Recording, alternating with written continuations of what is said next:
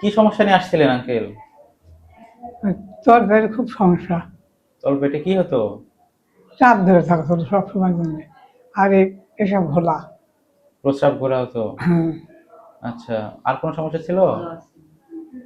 Kidney গুলো একটু সমস্যা করে আছে নাকি, আহ, আমি খুব একটা উদ্দেশ্য পাই না।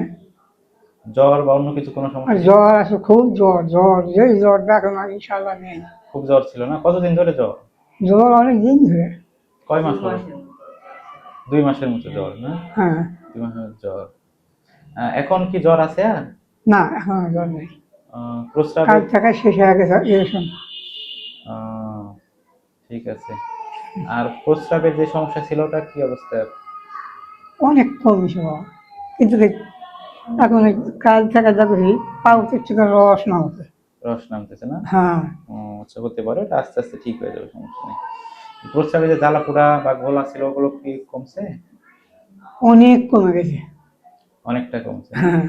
আহ, এখন জ্বালা ভরা নেই। আচ্ছা। আহ, ঘোলা প্রস্রাব হচ্ছে না, ক্লিয়ার পরিষ্কার হচ্ছে? ক্লিয়ার হচ্ছে, ভালোই হচ্ছে, আবার থাকে থাকে আবার এসব বেড়ে গেছে, একটু লালচি ভাব হয়ে বেড়ে গেছে। ও, পরে মাঝে আবার পরে সাদা।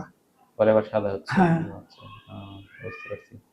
ঠিক আছে, তো এই যে ওষুধগুলা তো 1 সপ্তাহ থেকে খাচ্ছেন তাই না? হ্যাঁ।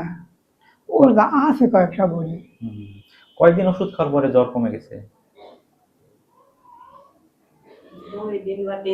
3 দিন পর থেকে জ্বর। 3 দিন খাওয়ার পরে থেকে আর জ্বর আসেনি? ঠিক আছে, সমস্যা নাই, ভালো থাকেন, ঠিক হয়ে যাবে ইনশাল্লাহ।